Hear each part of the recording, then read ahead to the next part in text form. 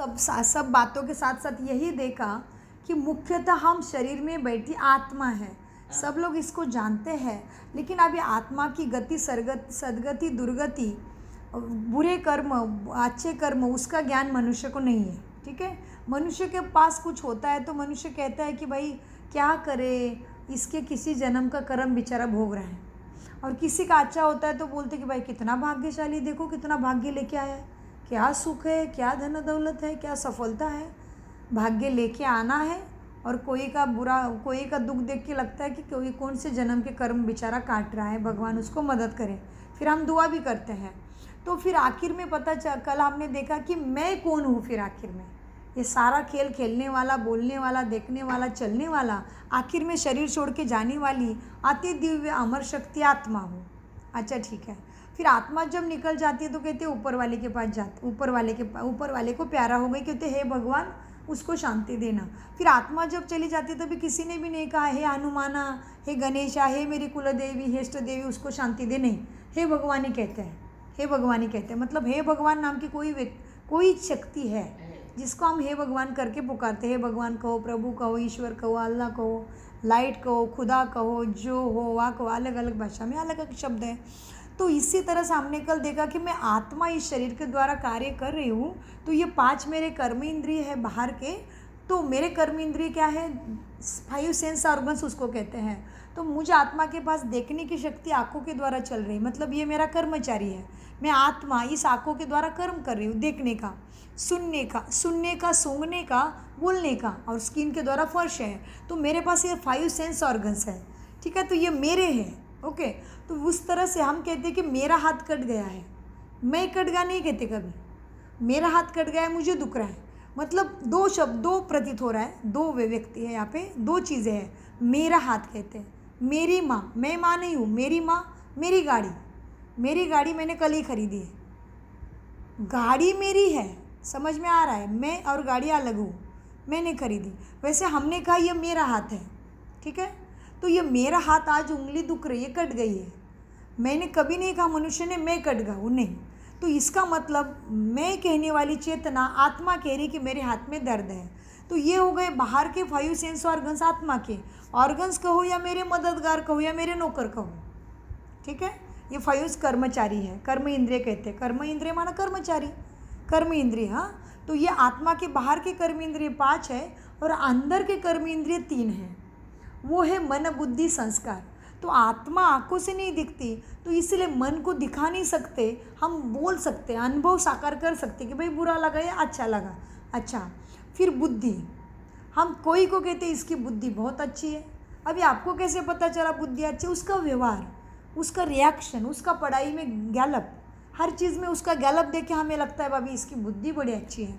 अच्छा, कोई के संस्कार बड़े अच्छे होते हैं, कोई बोलने का, चलने का तरीका, बड़ों के साथ रिस्पेक्ट करने का तरीका, तो हम कहते हैं अरे इसके संस्कार बड़े अच्छे, बड़ी संस्कारी घर की लड़की है। क्यों? क्योंकि उसने जो कर्म किया उसमें से पता चला कि उसके संस्कार बड़े अच्छे हैं। तो अभी अतः मन, बुद्धि, संस्कार, ये चीज़ें भी अनुभव से और देखने से पता चलती है। ऐसे आप कहोगे सुजाता तेरा मन दिखा, कैसे दिखाऊँ मैं मन? मन दिखाने की चीज़ नहीं है, मन अनुभव करने की चीज़ है। मैं जब बोलूँगी, आपके साथ कुछ शेयर करूँगी, कुछ एक्ट करूँगी, तभी आपको पता चलेगा अच्छा इसका मन ऐसा है। जैसे कि अभी समझ लो कोई जा रहा था और उसके साथ बच्चा जा रहा है, वो बेचारा चल चल चल बोल रहा है, बच्चा नहीं आ रहा है, उसने दे दिए थप्पड़।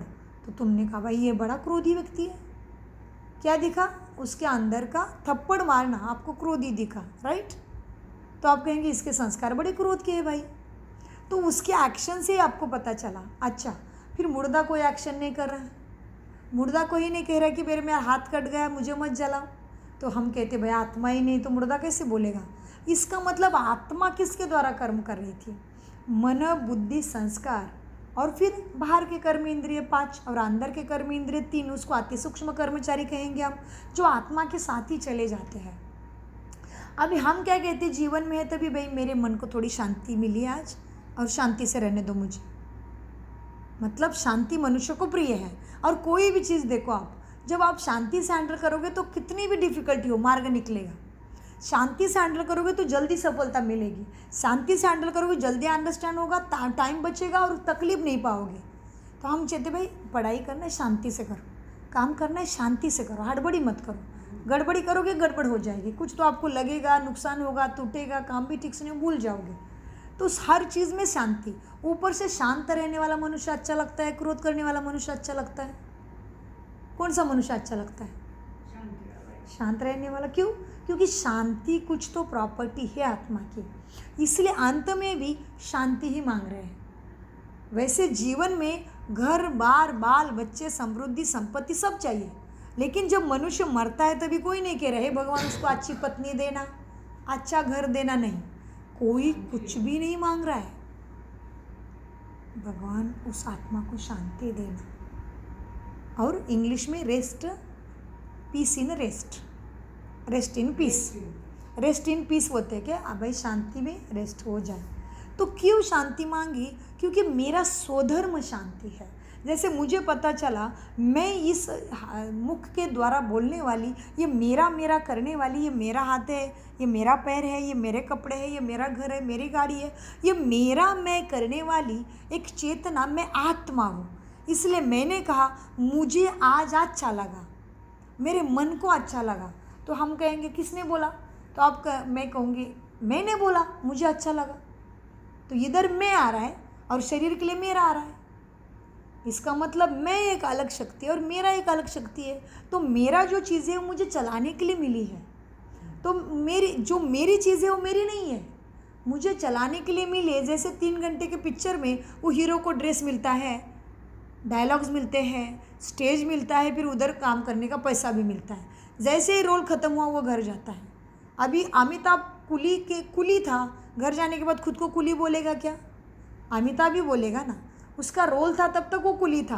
ठीक उसी तरह से हम आत्मा जन्म मृत्यु के चक्र में आके अपने घर को भी भूल गए, ऊपर वाले को भी भूल गए, अपने स्वधर्मों को भी भूल गए।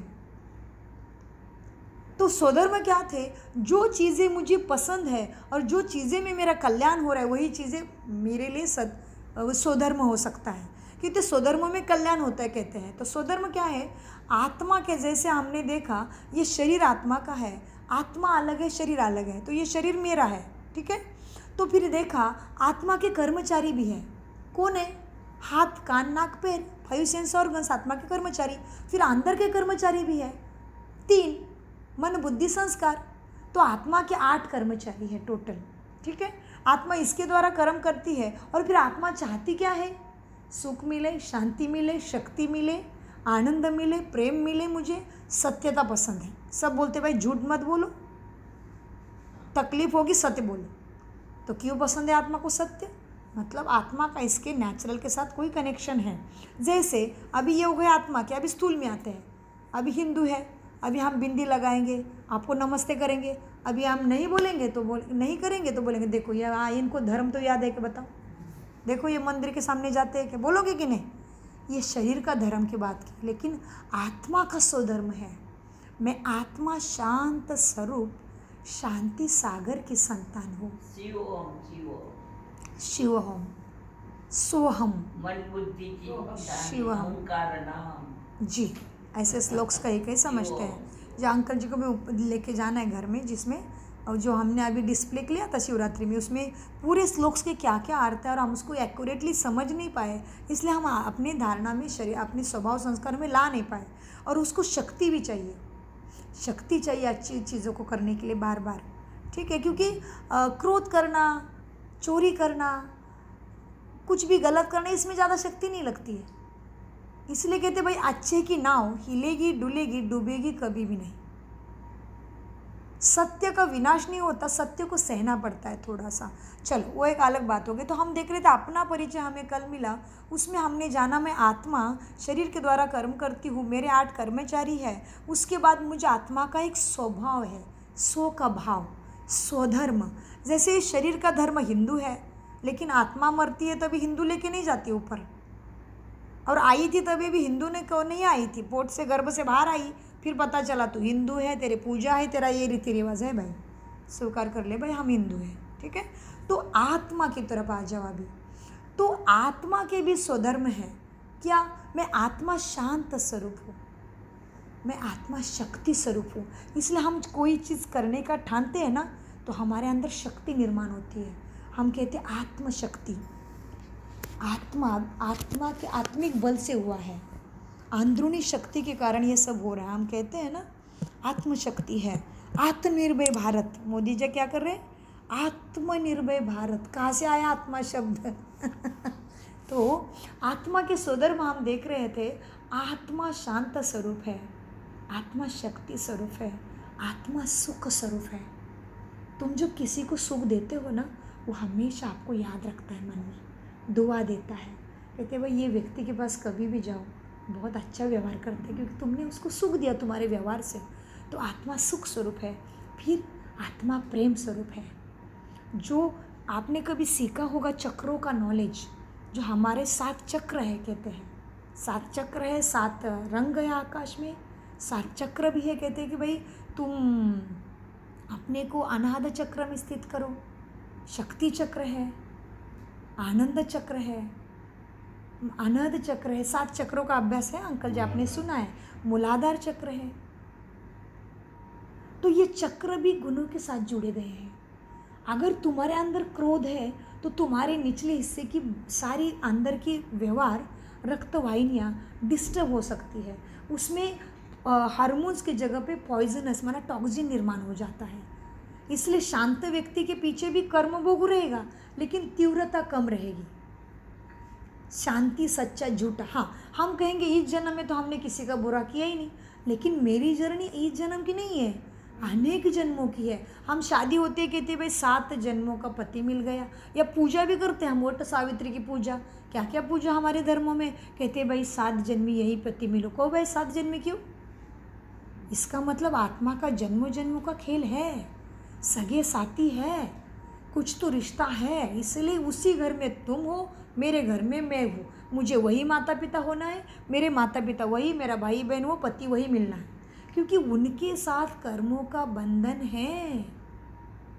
तो ये बंधन को भी कैसे तोड़े, उसके बाद अपने आप को कैसे शक्ति के साथ जोड़े, ये सारी बातें जानना माना सहज राजयोग मेडिटेशन करना। सहज क्यों कहा?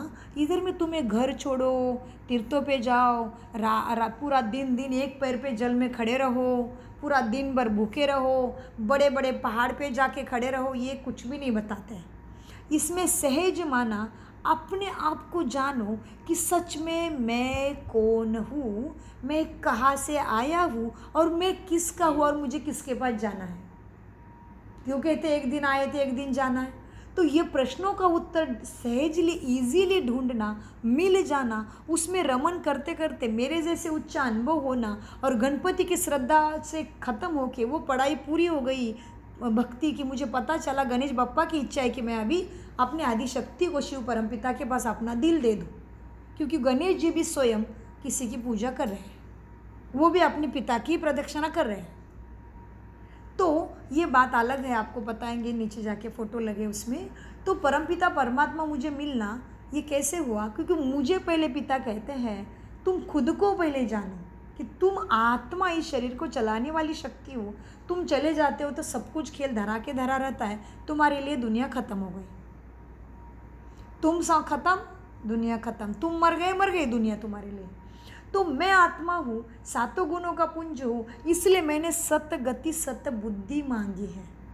सत में 2 अर्थ आ जाते, एक तो ट्रुथ और उसमें 7 भी आ जाते। इसलिए आकाश में 7 रंगों का इंद्रधनुष दिखता है। हमने कभी सोचा कि वो 7 ही रंग है? क्योंकि आत्मा के जो गुण हैं, जैसे आत्मा शांत स्वरूप है। अभी याद रखिए, आपको पूछा जाएगा आत्मा के सद्गुण बताओ, आत्मा के स्वधर्म बताओ, मेरे स्व के धर्म। तो पहले यस के याद रखेंगे, स वाले, ठीक है, फिर पी वाले, और फिर आसान होगा जा समझने में। तो आत्मा में शांत स्वरूप हूँ। कैसा स्वरूप है मेरा? शांति। इसलिए शांति में अच्छा लगता है, शांति में तकलीफ नहीं होती है। आज की दुनिया में भी शांत रहोगे तो कहीं बातें बिगड़ने से ठीक हो जाती है। वाणी में आए, क्रोध में आए, बड़बड़ किया, बातें बिगड़ भी सकती है। अनेक बार ऐसे हो रहा है, यही हो रहा है अभी। तो मैं आत्मा शांत स्वरूप हूँ, मैं आत्मा शक्ति स्वरूप हूँ, मैं आत्मा सुख स्वरूप हूँ, मैं आत्मा सत्य हूँ, मैं आत्मा प्रेम स्वरूप हूँ, मैं आत्मा पवित्र हूँ, मैं आत्मा ज्ञान स्वरूप हूँ, इसलिए कोई भी चीज़ का आप ज्ञान लेते हो ना, आपके लिए आसान हो जाता है। समझ लो अभी थाईलैंड आना था, अभी तुम्हें ज्ञान ही नहीं कैसे उड़ान भरना है। अब समझ लो तुम्हें पासपोर्ट का भी ज्ञान नहीं, क्या करोगे? पासपोर्ट ऑफिस का है, उसका भी ज्ञान नहीं, क्या करोगे? पहुंच पाओगे बैंकॉक? नहीं पहुंच पाओगे। तो छोटी छोटी चीज़ों में आत्मा को समझ चाहिए। समझ माना ज्ञान। तो इसी ज्ञान के आधार से हमने स्कूलों का ज्ञान पर्याप्त समय में, पर्याप्त उम्र में, पर्याप्त टाइम दे के स्वीकार किया। सो आज हम डॉक्टर है, इंजीनियर अपने पैर पे खड़े हैं शरीर के आधार से। अब ये हो गया शरीर चरित्रार्थ ज्ञान के आधार से। तो छोटी छोटी चीज़ों के लिए भी ज्ञान चाहिए। समझ लो अभी कोई डॉक्टर बनने के लिए 7 वर्ष उसने MBBS किया, ठीक है, MBBS किया, बहुत टॉप करके ऊंचा पद पाया डॉक्टर का और मर गया। अभी डॉक्टरी साथ में गई क्या? अगले जन्म में वही डॉक्टरी काम करेगी? नहीं। छोटा बच्चा बनेगा, फिर से पढ़ाई करके फिर से पर्याप्त पद पाना पड़ेगा। लेकिन बात हुई थी ज्ञान से ही। तो अभी जन्म मृत्यु मरने के, जिंदा रहने के लिए भी ज्ञान चाहिए प्रैक्टिकल दुनिया का, ये तो सत्य है। तो इसी आधार से समझो, आत्मा कभी मरती नहीं, सत्य शक्ति है, अजर अमर अविनाशी है। तो आत्मा को भी ज्ञान क्यों नहीं चाहिए सद्गति का? यही सद्गति का ज्ञान क्यों ना आत्मा का जन्म जन्म में उद्धार करेगा? क्योंकि आत्मा नहीं मरती तो उसने जो सद्गति का ज्ञान लिया वह कैसे मरेगा?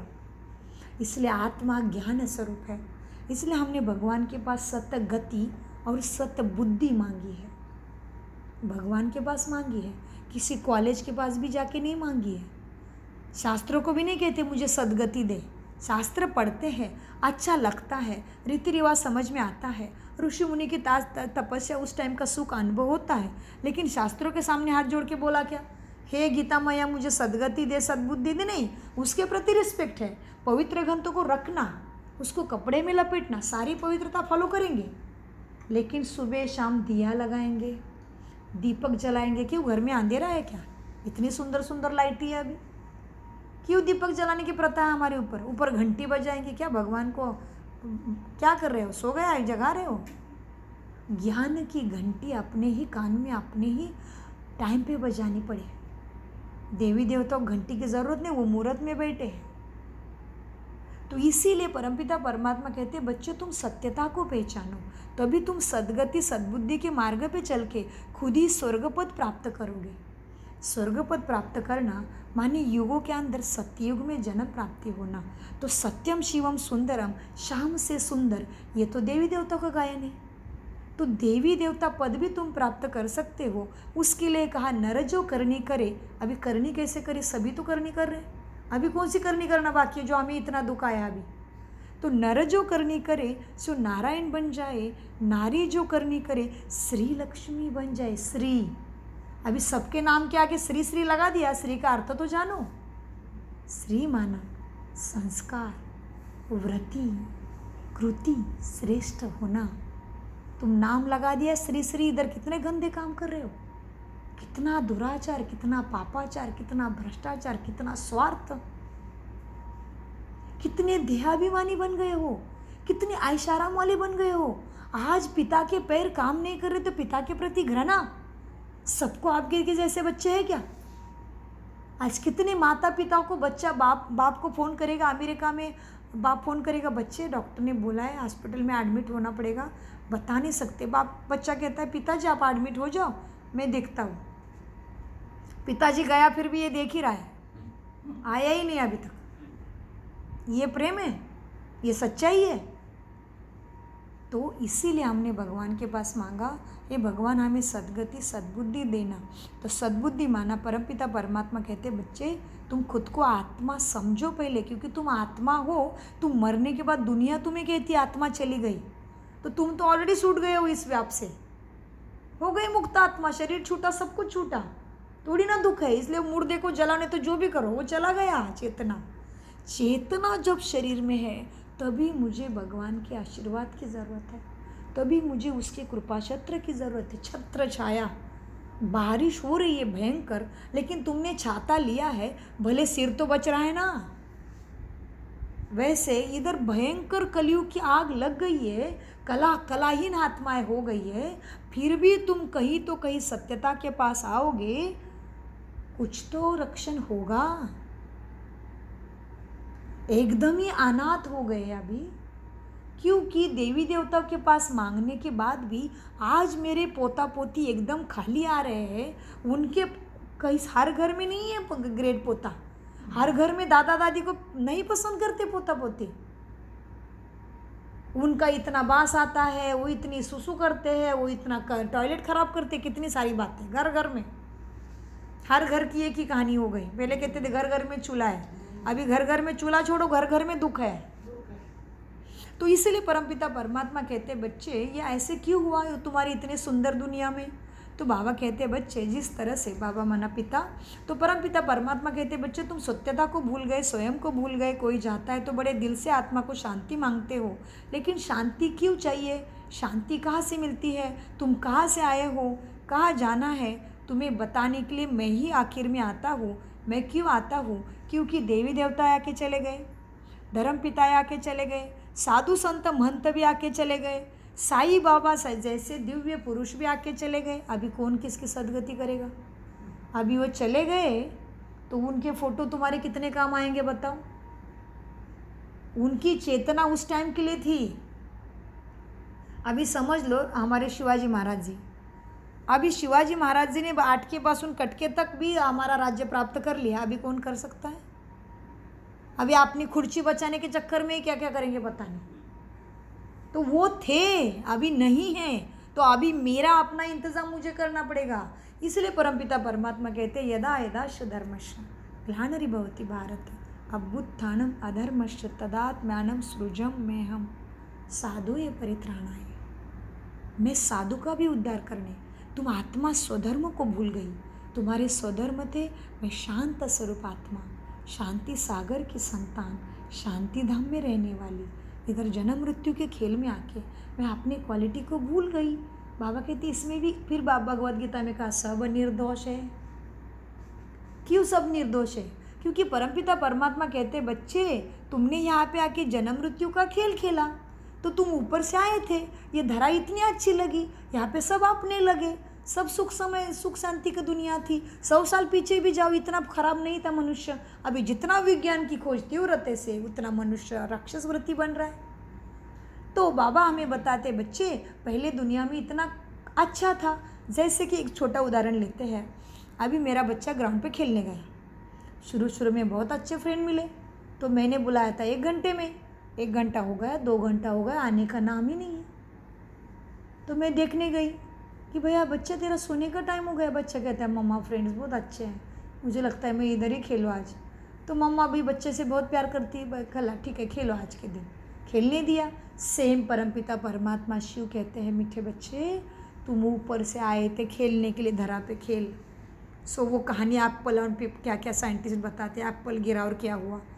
परमपिता परमात्मा बताते बच्चे सभी का जब रोल पूरा होता है, सब अपने अपने धर्म की स्थापना करके चले जाते हैं, और देवी देवता वाले भी खुद को आदि सनातन हिंदू धर्म कहने लगते हैं, तभी धर्म की आती ग्लानि होते ही मैं धरा पे आता हूँ। तुम मुझे बुलाना तो आधा युग से शुरू किया है, आधा युग से भक्ति हुई, मैं तभी नहीं आता जब आती ग्लानिर्भवति भारत, तभी मैं आके तुम्हें सुख का मार्ग दिखाता हूँ। मैं पतित पावन हूँ, मैं सद्गति दाता हूँ, मैं तुम्हें भाग्य का विधान करता हूँ। मैं भाग्य बना के नहीं दूंगा, मैं तुम्हें बताऊंगा बच्चे ये सामग्री है, ये तुम्हारे लिए सामान रखा है, तुम बना पका के खाओ। मैं खाना रखा हूँ, तुम खाना है नहीं खाना है तुम्हारे ऊपर है, पचाने की शक्ति भी मैंने दी हुई है।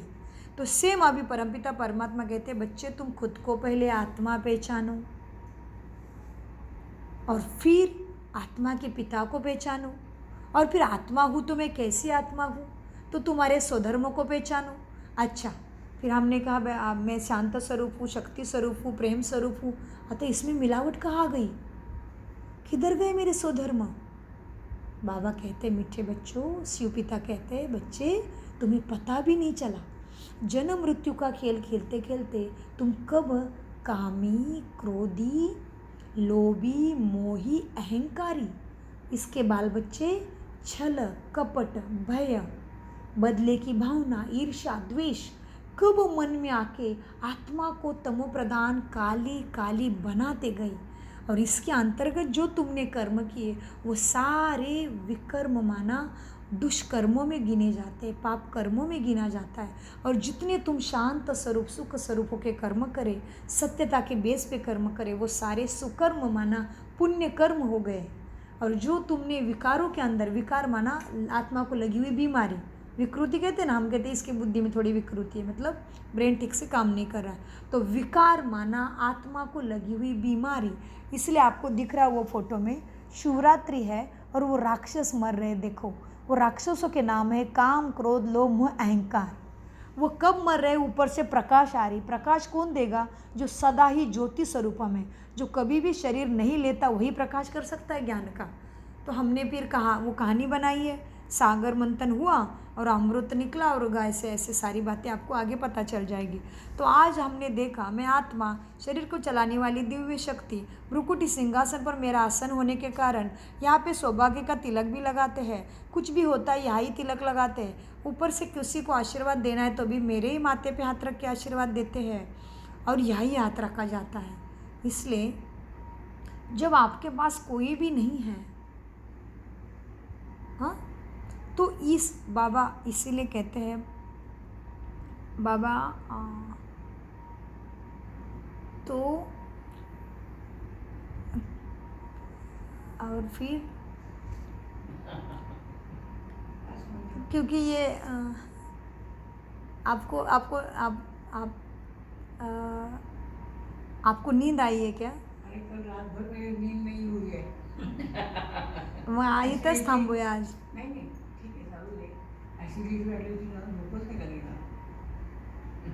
आणि ती सकाळी सकाळी झोप लागली असं झालं. म्हणून ते त्रास होतो मला. नाहीतर मग आपण राहिलेलं आजचं उद्या करूया का? आजच करायचं पुरा, उद्या करूया. नाही किती राहिले फक्त परमात्मा का परिचय आज मिला, कल हमें मिला मेरा परिचय. मैं आत्मा भ्रुकुटी सिंहासन पर रहती हूँ. मेरा कर्मचारी है मन बुद्धि संस्कार अंदर के और बाहर के, देखने की शक्ति, सुनने की शक्ति, बोलने की शक्ति, स्पर्श शक्ति है. आत्मा की बाहरी शक्ति, अंदरूनी शक्ति. आत्मा के पास 8 शक्तियाँ हैं. उसके बाद आत्मा के संस्कार है, जिसमें काम, क्रोध, ईर्ष्या, द्वेष, लोभ, मोह, अहंकार है. उसको बहुत दुख होता है, उसको कोई पसंद भी नहीं करता. जिसके अंदर शांत स्वरूप, शक्ति स्वरूप, प्रेम स्वरूप स्वभाव है, उसको सब पसंद करते हैं. और उसके अंदर भी रहते हुए जो कर्म होते हैं उसको शुद्ध कर्म, सुकर्म, पुण्य कर्म कहते हैं. लेकिन हम कितने बार तो क्रोध नहीं होना चाहते या दुखी नहीं होना चाहते, लेकिन हमारे संस्कार ऐसे हो गए क्योंकि हम जन्म मृत्यु के खेल खेलते खेलते स्वयं को, सत्य को और परमात्मा की शक्ति को और अपने अंदर के सद्गुणों को भूल गए.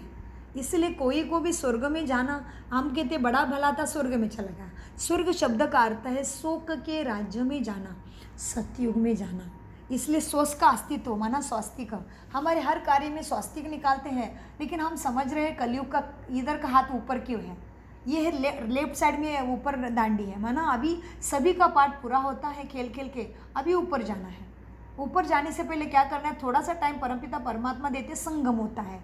इसलिए अधिक मास मनाते हैं. हर 3 साल के बाद अधिक मास आता है. अधिक माना मेरे लिए भगवान ने अधिक रोक के रखा, लॉटरी लग गई है, क्योंकि 33 कोटि देवी देवता उसको बनाना है. वो मेरे ही शास्त्र में लिखा हुआ है. 33 कोटि आत्माओं को सदगति नहीं मिलती तब तक देव राज्य कैसे आएगा. सतयुग देवी देवता का राज्य, जिसको स्वर्ग कहते हैं. सत्ययुग. तो सत्य क्या है, मैं आत्मा सत्य हूँ. अच्छा, मैं आत्मा सत्य हूँ, बाकी तो सारा आंखों से दिखने वाला खत्म होने वाला है. कोई बिल्डिंग खत्म हो सकती है, कहीं पानी के नीचे जा सकता है, कुछ भी हो सकता है, बराबर. आंखों से दिखने वाला शरीर भी रहने वाला है क्या? नहीं. तो आंखों से नहीं दिखता है वही सत्य है. आत्मा नहीं दिखती, परमात्मा नहीं दिखता. तो परमपिता परमात्मा ही हमारी सदगति करने आया है. उसको कहते हैं शांति की दुनिया, सत्ययुग. तो हमारे शास्त्रों में युग तो दिया, लेकिन हमने सोचा ही नहीं कभी कि मैं भी सतयुग में कैसे जाऊँ.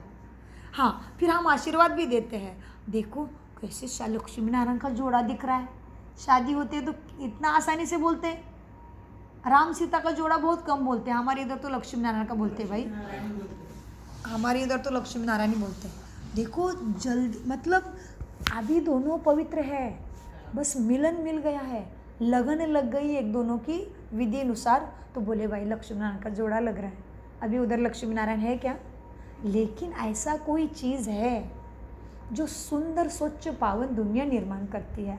इसलिए नर जो करनी करे नारायण बन जाए, नारी जो करनी करे लक्ष्मी बन जाए. लेकिन अभी करनी सिखाएगा कौन? तो इसीलिए परमपिता परमात्मा कहते हैं, मीठे बच्चे, यदा यदाश्च धर्मश्च, मैं एक ही बार आता हूँ, तुम मुझे आधा कल्प से द्वापर युग से बुलाते हो, लेकिन मैं नहीं आता हूँ। जब सभी का पाठ पूरा हो जाता है, मेरे धर्म संस्थापक, मेरे साधु संत ऋषि मुनि सभी चले जाते हैं, आखिर में फिर दुनिया बहुत छलकामी, कपटी, लोभी बन जाती है। अपने में अपने का भी प्यार नहीं रहता है। 3 साल, 1 साल, 2 साल के बच्चे के ऊपर बलात्कार होता है, अति अति अति मनुष्य करने लगता है, तभी उसकी माती होने वाली है, उसको अथा दुख आने वाला है। तभी मुझ परमात्मा के सिवाय कोई किसी की सदगति कर ही नहीं सकता। इसलिए कहते हैं आति के बाद अंत है। इसलिए हमारे मराठी में कहावत है, आति तित माती। माती माना जो शरीर जो माटी से बना है वो ख़त्म होने वाला है, लेकिन मेरी सद्गति निश्चित है, क्योंकि मैंने भगवान के पास मांगा वही है। हे भगवान, हाथ जोड़ते ऊपर से। हाथ जोड़ने से क्या तैयार होता है बताओ? ये जो सारी चीज़ें साइंटिफिक भी है। अभी हाथ जोड़ने से ज्योति तैयार हो रही, क्योंकि मैं आत्मा ज्योति हूँ, इसलिए ज्योति का साक्षात्कार कितने साधु संतों ने किया है। इसलिए हमारे यहाँ पे कोई मरता है तो ज्योति लगाते हैं और अखंड ज्योति जलने की कोशिश करते हैं। तो ज्योति के पिता कहाँ है? किसके नाम में ज्योतिर्लिंगम है? शिव बाबा के नाम में ज्योतिर्लिंगम है। ऊपर से उसको हाथ कान नाक भी नहीं है, तो ज़रूर वो सदगति दाता है मेरा। और उसके नाम के आगे लिखते हैं श्याम सुंदर। श्याम सुंदर लिखते ज्योति के आगे। किसको लिखते श्याम सुंदर? किसको? कृष्ण को बोलते हैं श्याम सुंदर, जिसका शरीर है। मेरे प्राणेश्वर को क्या बोलते हैं? प्राणों के ईश्वर को सत्यम शिवम सुंदरम। सत्य है, सदा शिव है, सदा ही सुंदरम है। वो कभी भी शरीर में आके जन्म मृत्यु के खेल में नहीं फंसता है। इसलिए 3 रेखाएं हैं, माना सतयुग, त्रेता, द्वापर, कलयुग के अंतिम क्षण में मनुष्य को भयंकर दुख हो जाता है, तभी वो अपने तीसरे नेत्र के साथ नीचे आता है। फिर वो शरीर लेगा तो जन्म मृत्यु में खेल फंस जाएगा। इसलिए वो ब्रह्मा के तन का आधार लेता है। इसलिए शास्त्रों ने लिखा ब्रह्मा मुख कमल से ज्ञान दिया। लेकिन ब्रह्मा मुख कमल से ज्ञान दिया, वो लिखने वाला भी कोई मनुष्य है? तो मनुष्य परमात्मा का एड्रेस नहीं जान सकता। जब तक परमपिता परमात्मा धरा पे आके अपना एड्रेस नहीं बताता, तब तक सभी ऋषि मुनि तपस्वी ने ब्रह्म में लीन होने की इच्छा की, परमात्मा में लीन होने की इच्छा नहीं की, क्योंकि वो जानते ही नहीं थे। इसलिए उन्होंने प्रामाणिकपने, ऑनेस्टी से कहा, नीति नीति। हम इस संसार का इति और आद्य शुरुआत कब होगी और इति कैसे होगी हम नहीं जानते। इसलिए पहले साधु संत सब सच्चे थे, तब भी उसी समाज को सुख था। जब असत्य, स्वार्थ, अत्याचार, दुराचार आत्मा अपने सारे गुणों को भूल के केवल रावण के ही गुणों को अपने में लेती है, काम, क्रोध, लोभ, मोह, अहंकार, ईर्ष्या, द्वेष, इसी के भाव में सब आत्मा चलती है, तभी एक दूसरे को दुख ही बचता है। और इसी दुखों के कारण कर्म करते करते हमारी आयु भी कम हो जाती है। हम अमर देवी देवता थे, ऐसे अकाल मृत्यु के समय में आके बैठते हैं। अभी मालूम ही नहीं काल कब खाएगा। काल सबके सिर पे मंडरा रहा है, मालूम नहीं है दूसरे बार इधर है कि नहीं। तो ऐसे समय में अकाल मूर्त महाकालेश्वरा में फिर से देवी देवता बनाने आता है, क्योंकि उसको ही कहते हैं महाकालेश्वर। काल को कौन हमारे सामने से हटाएगा? उसको कहते ओंकारेश्वर। कितने नाम है, और फिर नाम लेने के बाद भी कोई शरीर का आकार नहीं है। वो नागनाथ है, वो शिव के भी पिता है। फिर हमने शिव शंकर एक बोल दिया, क्योंकि हमें लगा शिव ही शंकर है, शिव ही शंकर, क्योंकि वो शिव शंकर की मूर्त शिव की बिना कहीं दिखती नहीं, तो हमें लगा शिव शंकर एक है। नहीं, शिव पिता है, शंकर उसका बच्चा है। इसलिए जब आप प्रार्थना में ध्यान देते हो, शिव शंकर देवताय नमः, विष्णु देवताय नमः, ब्रह्मा देवताय नमः, शिव परमपिता परमात्माय नमः, माना इसके ऊपर 3 रेखा है, उसके अलग अलग अर्थ है कि ये शंकर पिता, शंकर देवता, ब्रह्म देवता, विष्णु देवता का भी पिता है, त्रिदेव है। इन देवों को पहले रचता है, इसको पहले शरीर में प्रवेश करता है, फिर आपको आगे पता चलेगा। अभी इसको समझने में 3 साल लगे। इसने भगवान के खोज में 12 गुरु किए, फिर इसका गुरु सामने आके बैठ के पढ़। इसका बहुत बड़ा कायदा था, अंग्रेज़ों के समय में था। धीरे धीरे आपको पता चलेगा, ब्रह्मा के परिचय में आखिर में क्लास में बताएंगे। ये कोई मनुष्य के द्वारा बताया हुआ ज्ञान नहीं है। इसलिए यहाँ पे किसी से कुछ पैसा नहीं लिया जाता, यहाँ पे कोई भी व्यापार नहीं है। कोई भी व्यवसाय नहीं है जिस तरह से आकाश, अग्नि, वायु आपसे पैसा ले रहे हैं। क्यों? हवा भेरी कहती मुझे पैसा दे भाई, मैं तेरे नाक को इच्छा पूरी करता हूँ। नेचुरल चीज़ों से पैसा नहीं लिया जाता। पैसा तो मनुष्य का व्यवहार है, वो लेन देन के लिए लगता है, निर्वाह करने के लिए लगता है। परमपिता परमात्मा हम सभी आत्माओं का पिता कैसे पैसा लेगा बेटे बच्चों से? वो नेचुरल है, वो पैसा नहीं लेता है। वो हम बच्चों को सिखाता है, बच्चे तुझे मेरे से शक्ति मिली ना? हाँ बाबा, मैंने तो 5 साल एक्सपेरिमेंट किया, मैं इतनी सीधी आसानी से इसमें नहीं घुसी हूँ, मैं तो बड़ी टेढ़ी उंगली हूँ। और कहते हैं ना टेढ़ी उंगली फिर सीधा, क्या कहते हो कहावत बोलो अंकल जी, सीधी उंगली से घी नहीं निकलता, टेढ़ी उंगली करना पड़ता है। ऐसे टेढ़ी हो गई सुजाता बहन के मामले में उंगली। नर्सिंग में थे, एक सिस्टर आई, बोली सुजाता तू गणपति की आरती थके हुए ना करती है, रोज आती है ड्यूटी से, आरती करे बिना सोती नहीं है, तू बहुत अच्छी है देवी देवता के मामले में, तू सबको भी आरती में खड़ा करती, प्रसाद भी देती है, तो तू देवी देवता के ऊपर इतनी श्रद्धा रखती है, मतलब ज़रूर तुझे परमात्मा समझ में आएगा मुझे बोलती। तो मैंने बोला क्या है सिस्टर? बोली मुझे कुछ दिया नहीं है, मैं छोटी हूँ अभी नर्सिंग में हूँ, तो ये ऐसी लाइट है, ये छोटी लाइट मिलती है बरका इनका, एकदम छोटी भी, तो बोले ये लगाएगी ना तो तेरी पढ़ाई बहुत अच्छी होगी, तो इस लाइट को देखना। मैंने बोला अच्छा, तो मेरा गणपति बप्पा बुद्धि का देव का है, उसको क्या करूँ? नहीं बोला हटाओ सिस्टर ये लाइट बेटा नहीं चाहिए मुझे, तुरंत मुख से अपमान कर दिया। चुपचाप लाइट लेना चाहिए था, सीनियर थे फिर भी बोल दिया, ये थोड़ी चड़ाक बोलता चड़ाक टाइप की लड़की थी।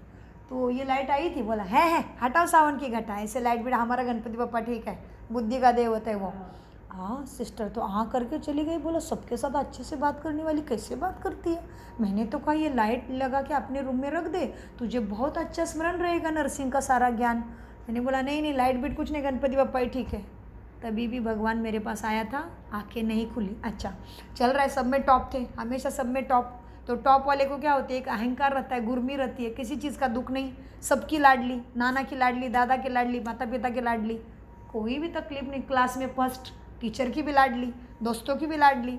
तो इस तरह से ऐसे करते करते हो गया अभी शादी, कॉलेज पूरा हुआ, नर्सिंग पूरा हुआ, हाई स्कूल पूरा हुआ, सब में टॉप है।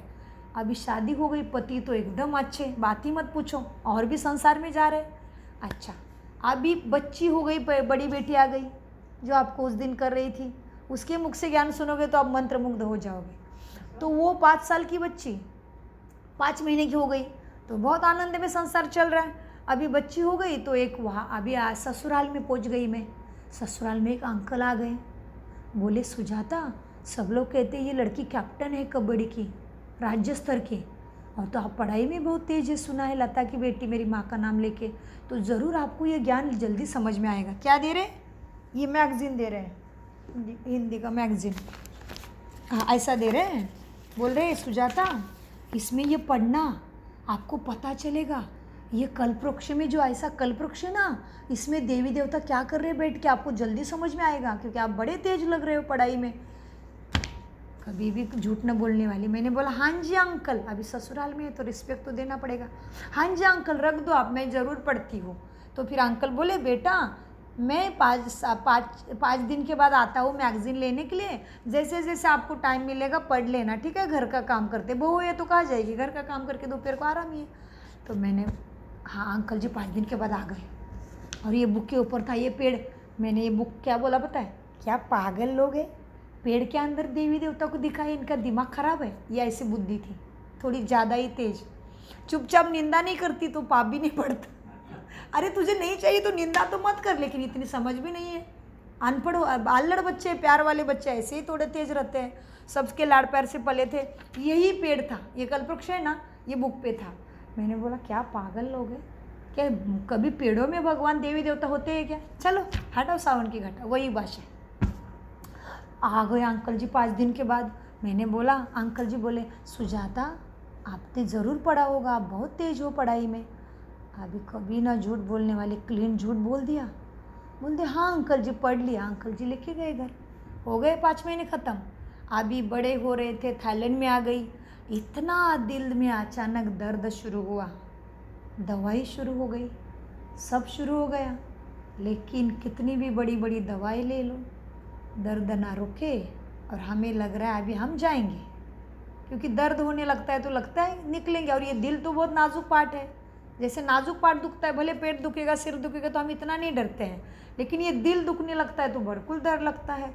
दिल दुखने लगा, सांस लेने में दिक्कत होने लगी, दिल बड़बड़ धड़कने भी लगा। उम्र है अभी तो 29 उम्र में थे। अभी उपाय चालू होगा, इधर उधर भागा। मैं खुद ही नर्सिंग हूँ तो मुझे पता है कौन सी दवाई। सारे हॉस्पिटल, बड़े बड़े हॉस्पिटल में दिखाए, मेरे डॉक्टरों को पहचान वाले दिखाए, कुछ नहीं चल रहा है। ऐसे करते करते डॉक्टरों को लगा कि अभी दिल की कंडीशन नाजुक होते जा रही है।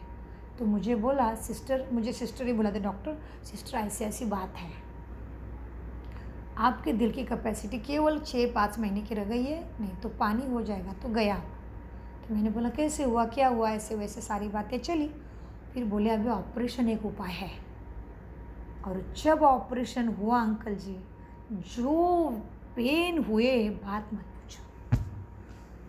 ऑपरेशन सक्सेस हुआ और वो जो दर्द था ना, 2 साल पीछा नहीं छूटा।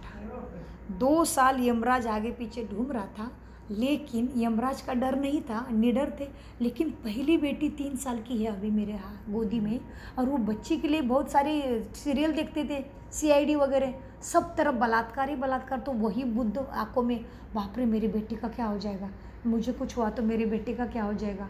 इससे और बीमारी बढ़ती जा रही थी डर से, क्योंकि बेटा होता तो बलात्कार का डर नहीं है, लेकिन तभी न्यूज़ बहुत देखती थी, CID बहुत देखती थी, वही बुद्धि में रहता है।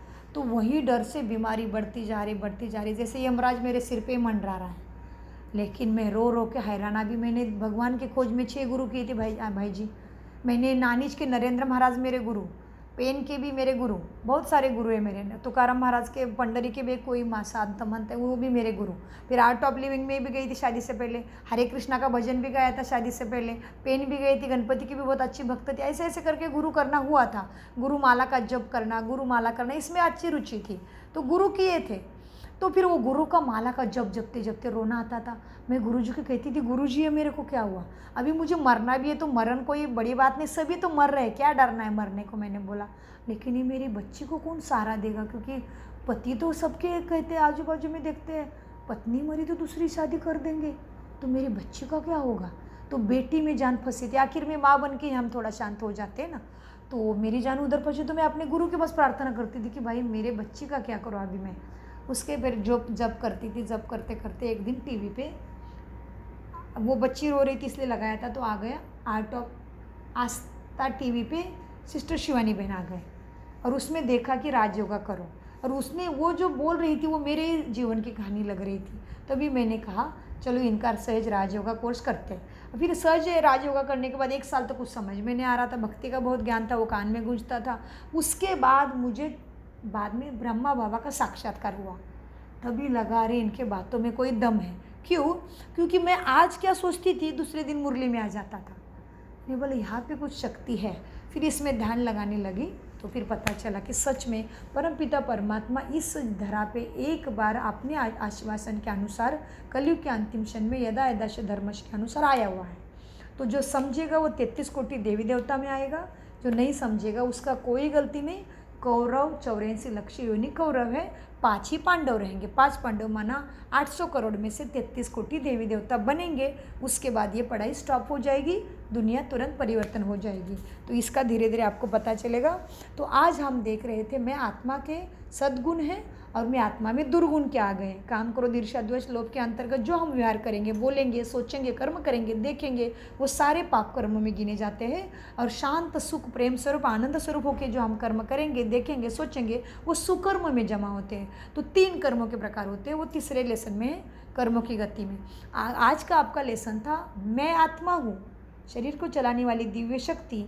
फिर अपने को देवात्मा भी भले कहो, मैं देवात्मा हूँ, तो मेरा कौन है। फिर शरीर का पिता शरीर जैसा है, वो भी तो एक दिन शरीर छोड़ने वाले हैं, मैं भी शरीर छोड़ने वाली, तो मेरे साथ आने वाली नहीं है।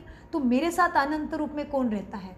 तो फिर परमपिता परमात्मा बताते बच्चे मैं शरीर नहीं लेता, लेकिन मैं तीनों कालों को जानता हूँ। ब्रह्मा विष्णु शंकर के द्वारा इस दुनिया पे सदगति देने आता हूँ, इसलिए ब्रह्मा विष्णु शंकर को तुम देखते हो, 33 कोटि देवी देवता को भी तुम जानते हो। मैं परमपिता परमात्मा को मुझे भूल जाते हैं ड्रामानुसार, क्योंकि मैंने तुम्हें जन्म मृत्यु के खेल में भेजा था, सतो प्रधान बना के भेजा था। तुम पहले सतो प्रधान थे, जन्म मृत्यु का खेल खेलते खेलते तुम सतयुग से खेल के द्वापर युग में चले गए।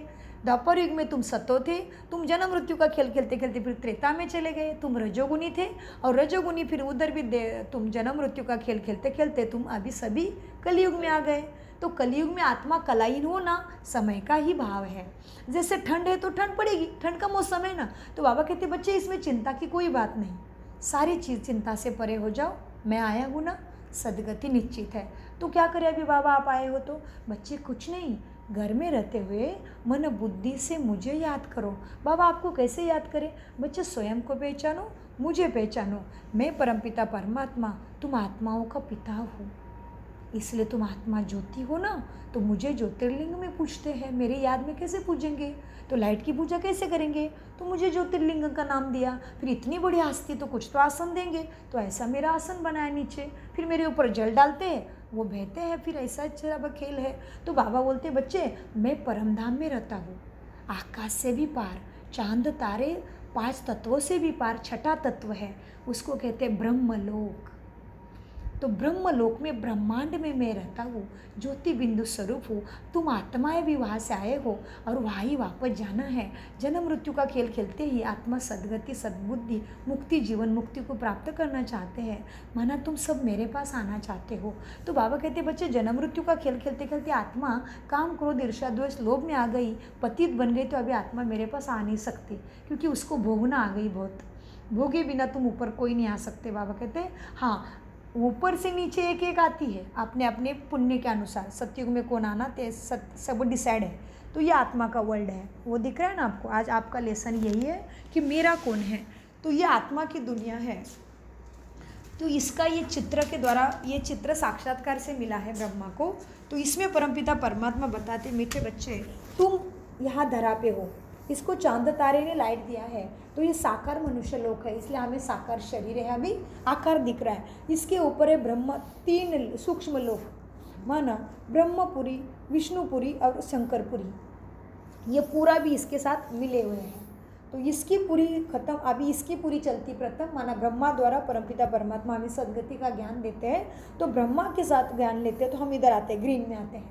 ग्रीन माना सुख की दुनिया, सुख शांति माना सतयुग त्रेता युग में सुख शांति है।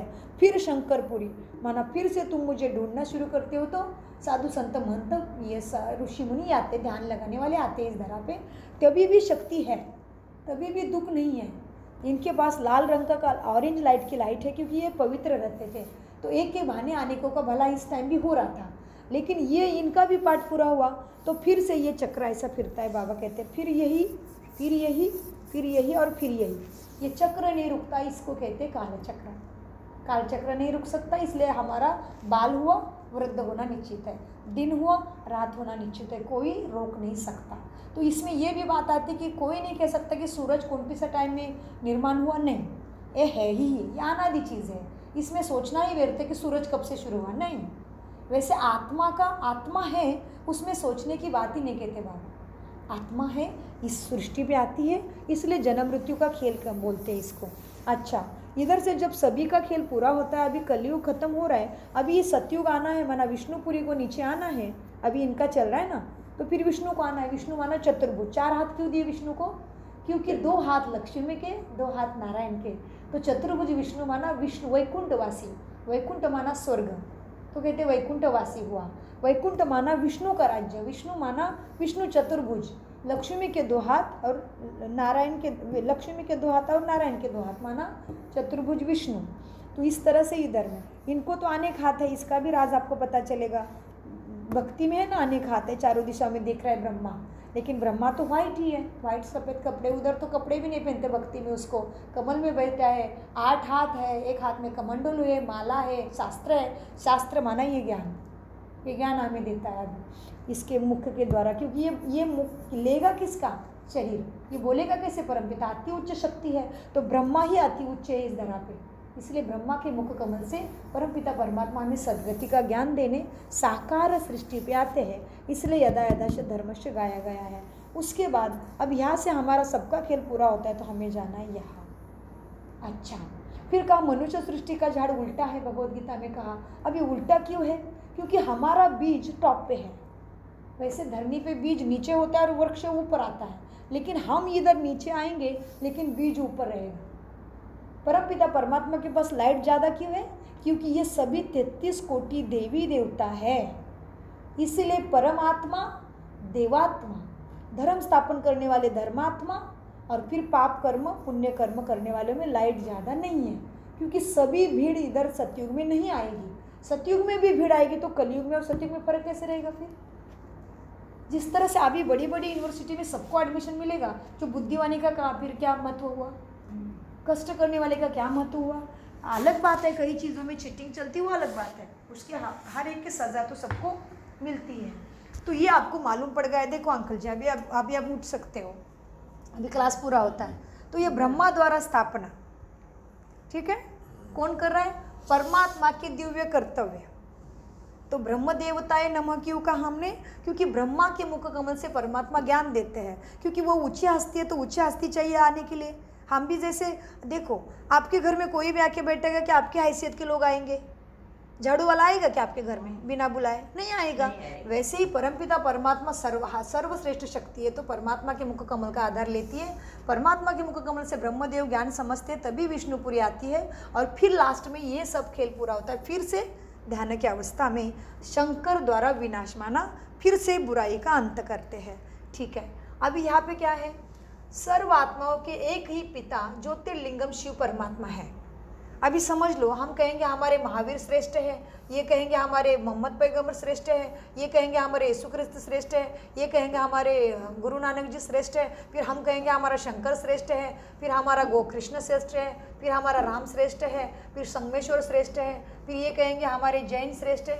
तो बुद्ध श्रेष्ठ है, जैन श्रेष्ठ है बोलेंगे तो ये किसकी याद में बैठे हैं? फिर अगर आपके पास पर्याप्त शक्ति है तो आपको किसके पास जाने की क्या ज़रूरत है?